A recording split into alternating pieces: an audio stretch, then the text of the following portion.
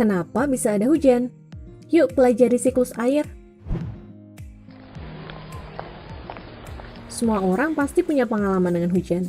Mungkin hujan bikin kamu jadi ngerasa fresh karena udara jadi sejuk. Atau malah kecewa karena jadi nggak bisa main keluar rumah. Hujan penting banget buat petani. Kalau hujan terlalu sedikit, petani jadi susah karena sawahnya kekeringan. Tapi kalau terlalu banyak daerah bisa jadi banjir atau longsor. Nah, apapun pengalamanmu dengan hujan, pasti kamu pernah mikir, kenapa ya bisa ada hujan? Air sebanyak itu kok bisa jatuh dari langit sih? Emangnya di langit ada perairan? Ternyata bukan. Turunnya hujan adalah salah satu bagian dari siklus air. Sebelum kita bahas tentang hujan, yuk kita simak dulu siklus air supaya kamu ngertinya lengkap. Siklus air adalah perputaran air secara terus-menerus dari bumi ke atmosfer dan kembali ke bumi. Dalam siklusnya, air akan mengalami perubahan bentuk baik padat, cair, ataupun gas, dan air akan berpindah-pindah tempat.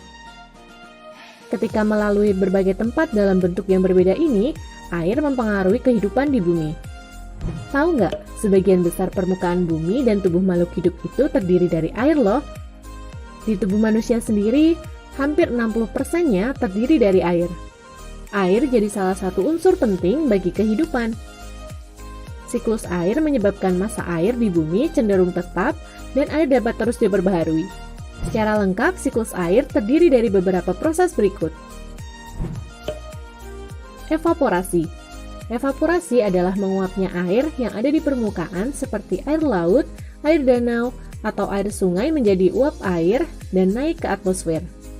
Evaporasi disebabkan oleh adanya panas matahari. Kira-kira penguapan air terbesar berasal dari mana ya? Ya, 100 buat kalian yang menjawab air laut. Sekitar 97% air di bumi ada dalam bentuk air asin atau air laut, dan sisanya berupa air tawar. Selain air di permukaan, tumbuhan juga mengeluarkan uap air melalui celah stomata. Proses ini disebut dengan transpirasi. Uap air yang ada di atmosfer akan mengalami kondensasi menjadi cair ketika melewati lapisan udara yang dingin.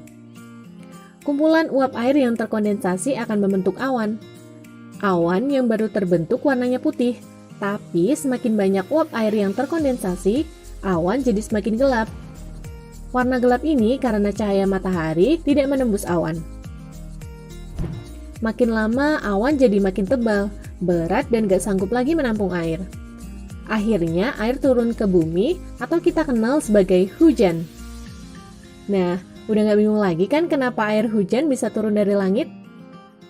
Pertanyaan selanjutnya, apakah air hujan turun secara bersamaan di semua wilayah? Ternyata enggak. Hujan cuma terjadi kalau langit di wilayah tersebut punya awan yang cukup untuk turunnya hujan. Makanya kalau di daerah rumahmu turun hujan, belum tentu di tempat lain juga turun hujan.